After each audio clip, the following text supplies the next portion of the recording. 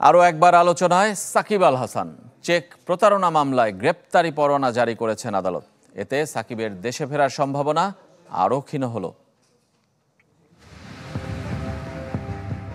একের পর এক বিতর্ক, সমালোচনা পিছু ছাড়ছে না সাকিব আল হাসানের। সাফল্যের চূড়া থেকে এক ধাক্কায় মাটিতে নেমে গেছেন একসময়ের বিশ্ব আর দেশসেরা ক্রিকেটার, যার সবশেষ সংযোজন গ্রেপ্তারি পরোয়ানা জারি হওয়া।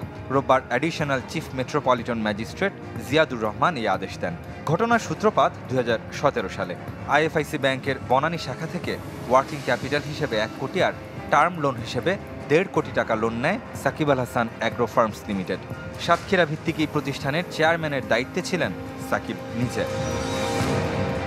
টাকা ফেরত চেয়ে কয়েক দফা নোটিশ দেওয়ার পর প্রতিষ্ঠানটি 4 কোটি 14 লাখ টাকার 2টি চেক দেয়। তবে অ্যাকাউন্টে যথেষ্ট টাকা না থাকায় চেক বাউন্স করে। পরবর্তীতে দৈনিক পত্রিকার মাধ্যমে লিগ্যাল নোটিশ দেয় ব্যাংকটি, কিন্তু সেই নোটিশের 30 দিন পেরিয়ে গেলেও কোনো সাড়া পাওয়া যায়নি। শেষ পর্যন্ত 15 ডিসেম্বর ব্যাংকটির হয়ে অ্যাগ্রো ফার্ম লিমিটেডের 4 জনের বিরুদ্ধে মামলা করেন জনসংযোগ কর্মকর্তা শাহিবুর রহমান।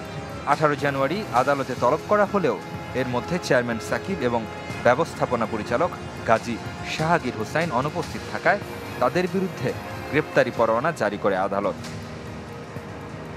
5 আগস্ট গণ অভ্যুত্থান পরবর্তী সময়ে একের পর এক দুঃসংবাদ সাকিবের। প্রথমে হত্যা মামলা, এরপর শেয়ার বাজার কেলেঙ্কারিতে বড় অঙ্কের জরিমানা, অ্যাকাউন্ট ফ্রিজ করা, তারপর দেশে ফিরে শেষ টেস্ট খেলতে না পারা, বোলিং অ্যাকশনের নিষেধাজ্ঞা আর সবশেষ গ্রেপ্তারি পরোয়ানা। সংসদ সদস্য পদ তো সবার আগেই হারিয়েছেন।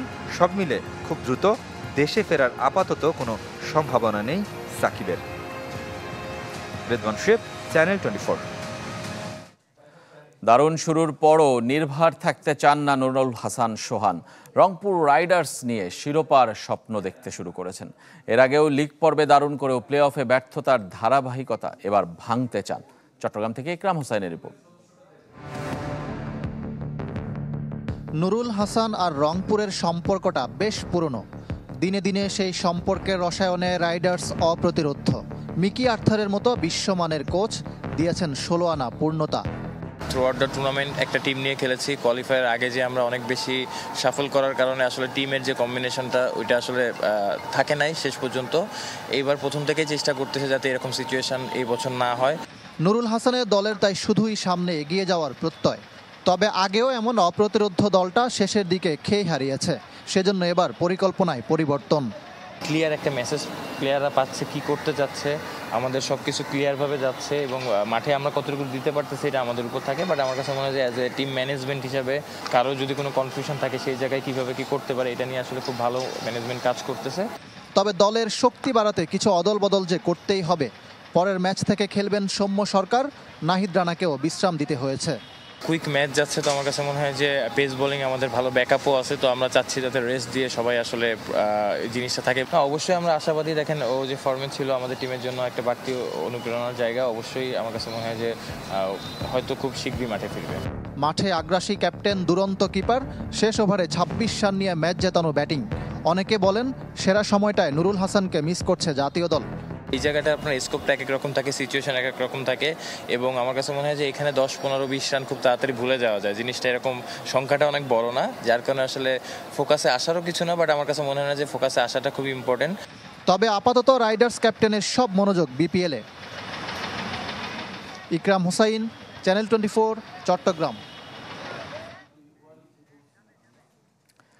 এদিকে কাল চট্টগ্রাম পর্বের চতুর্থ দিন, 2 ম্যাচ যথারীতি। প্রথমটিতে প্রথম দল হিসেবে প্লে অফের দৌড় থেকে ছিটকে পড়া ঢাকা ক্যাপিটালসের প্রতিপক্ষ আরেক তলানির দল সিলেট স্ট্রাইকার্স।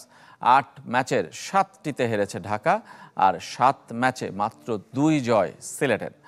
দ্বিতীয় ম্যাচে চিটাগং কিংস লড়বে দুর্বার রাজশাহীর বিপক্ষে। প্রথম দেখায় ওসমান খানের বীরত্বে পদ্মাপাড়ের দলটিকে 105 রানের বড় ব্যবধানে হারিয়েছিল Chittagong.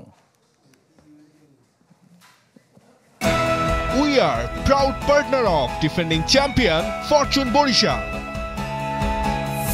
Legends, local heroes, foreign stars, all are glittering, powering a connected Bangladesh.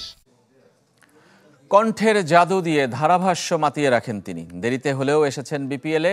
নিউজিল্যান্ডার Danny Morrison এবারের অন্যতম আকর্ষণ। উইকেট আর বাংলাদেশিদের প্রশংসা করেছেন। ভবিষ্যতে তামিমকে দেখছেন কমেন্ট্রি বক্সের পার্টনার হিসেবে, আর সাকিবকে কোচিং ক্যারিয়ারে। চট্টগ্রাম থেকে ইকরাম হোসেনের report. We were saying a short run up and strong, big heart. মাঠে 4 ছক্কা আর কমেন্ট্রি বক্সে ড্যানি মরিসন। ক্রিকেট উপভোগ করতে আর কি লাগে। ক্রিকেটার পরিচয় ছাপিয়ে ধারাভাষ্যকার হিসাবে দুনিয়া জোড়া খ্যাতি ড্যানির। কোথা থেকে পান মাতিয়ে রাখার শক্তি? Any of the franchise T20s around the world. বিশ্বের যে কোনো টি-20 ফ্র্যাঞ্চাইজি লিগে প্রচুর দর্শক থাকে, তারা গ্যালারি মাতিয়ে রাখে। ধারাভাষ্যকার হিসেবে তাদের থেকে সেটা আমি গ্রহণ করি এবং আরও জোরালো করার চেষ্টা করি। Feed off the energy of that. দেশের ক্রিকেট প্রেমীদের পাগলামি পছন্দ করেন নিউজিল্যান্ডের সাবেক এই ক্রিকেটার। এবারের উইকেটের প্রশংসা ঝরল তার কণ্ঠে। তবে বিপিএলকে আরও আকর্ষণীয় করতে পরামর্শ ফরেন রিক্রুট ও পারিশ্রমিকের নজর দেওয়ার। I like the tournament and you've got good pitches. এই উপমহাদেশের দর্শকরা সবচেয়ে বেশি ক্রিকেট অনুরাগী। বিপিএল ভালো টুর্নামেন্ট, উইকেট ভালো। এবার হেলস, মায়ার্স, মালান, ক্লার্কের মতো ক্রিকেটারকে দেখলাম। এরকম আরো অনেকে আসলে দারুণ হবে। তাদের যোগ্যতা অনুযায়ী পারিশ্রমিক দেওয়া প্রয়োজন। Alex Hales comes, Kyle Mears. নিজে পেসার ছিলেন বলে পেসারদের উপর চোখ থাকে সব সময়। টাইগারদের 2 প্রজন্মের 4 জন তার মন কেড়েছে। ভালো লাগে মুশফিক ও লিটনের batting. I liked Taskin Ahmed. I think তাসকিনকে পছন্দ করি, খুব পরিশ্রম করে। কয়েক বছর আগে রুবেলকেও ভালো লাগতো। রিপন মন্ডলকে দেখলাম দারুণ বল করতে। নাহিদ রানা তো অসাধারণ। I liked Rubel, he was good. ধারাভাষ্যে Tamim Iqbal, কোচিংয়ে সাকিব আল হাসানের ভবিষ্যৎ দেখছেন Danny Morrison. Shakib Al Hassan, of course, very good. Ikram Hussain, channel 24, Chattogram. অনূর্ধ্ব-19 নারী টি-20 বিশ্বকাপের দ্বিতীয় ম্যাচে কাল অস্ট্রেলিয়ার মুখোমুখি হবে বাংলাদেশের মেয়েরা। সকাল 8:30টায় শুরু ম্যাচ। সবশেষ অনূর্ধ্ব-19 বিশ্বকাপেও মুখোমুখি হয়েছিল 2 দল। সেই ম্যাচে অজি নারীদের হারিয়েছিল জুনিয়র টাইগার্সরা। এবারের আসরও জয়ে শুরু হয়েছে সুমাইয়া আফিয়াদের। নেপালকে হারিয়ে শুভ সূচনা করেছে বাংলাদেশ। আর নিজেদের প্রথম ম্যাচে স্কটল্যান্ডকে হারিয়েছে অস্ট্রেলিয়া। নারী দলের ক্যারিবীয় সফরের খবর। প্রথম ওয়ানডেতে আজ ওয়েস্ট ইন্ডিজের মুখোমুখি হবে বাংলাদেশ। সেন্ট কিটসের ওয়ার্নার পার্কে রাত 12টায় শুরু হবে ম্যাচ। প্রথমবারের মতো ক্যারিবীয় দ্বীপে খেলার অপেক্ষায় বাংলাদেশ। অচেনা কন্ডিশনের সাথে মানিয়ে নিতে 5 দিন সময় পেয়েছে টাইগার্সরা। সিরিজের 3 ওয়ানডে আইসিসি উইমেন্স চ্যাম্পিয়নশিপের অংশ। সরাসরি বিশ্বকাপ খেলতে বাংলাদেশকে জিততে হবে সিরিজ।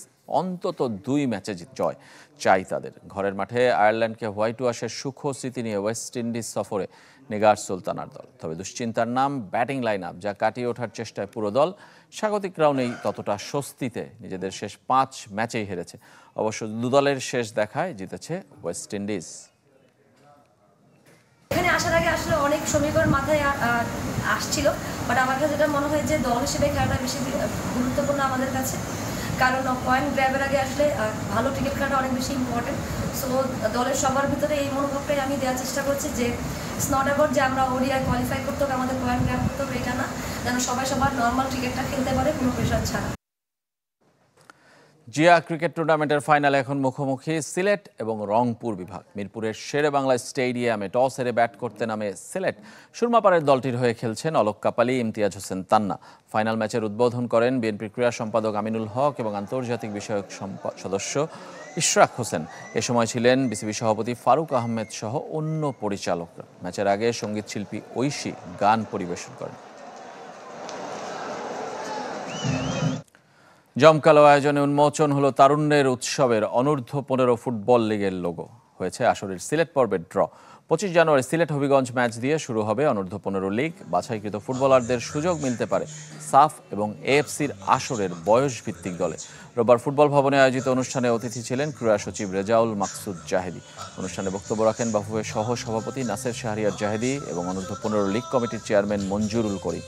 জাতীয় দলের coach Javier Cabrera, footballer Jamal Bhuiyan সহ ক্যাম্পের নারী ফুটবলাররাও ছিলেন অনুষ্ঠানে। ক্রীড়া সচিব জানিয়েছেন, নির্ধারিত সময়ে বঙ্গবন্ধু স্টেডিয়ামে খেলা ফেরানোর চেষ্টা করছে মন্ত্রণালয়, যদিও জুন পর্যন্ত বেড়েছে সংস্কার প্রকল্পের মেয়াদ। আমাদের প্রাণের স্বদেশ আজ বাংলাদেশ যে মাথা উঁচু করে দাঁড়িয়েছে, তার পেছনে রয়েছে ন্যাশনাল স্টেডিয়াম আমরা সংস্কার করেছি, কাজ প্রায় শেষ দিকে। আমরা আশা করি যে বাফুফের যে খেলাটি নির্ধারিত রয়েছে সেটা নির্ধারিত সময়ের ভিতরে সম্পন্ন করা সম্ভব হবে আমাদের কাজ। এই ছিল কুল স্পোর্টস 24 এর এখনকার আয়োজনে। খেলা সব আপডেট আর রিপোর্টগুলো দেখতে ভিজিট করুন আমাদের ওয়েবসাইট এবং ফেসবুক পেজ facebook.com/sports24team। ধন্যবাদ সবাইকে সঙ্গে থাকার জন্য।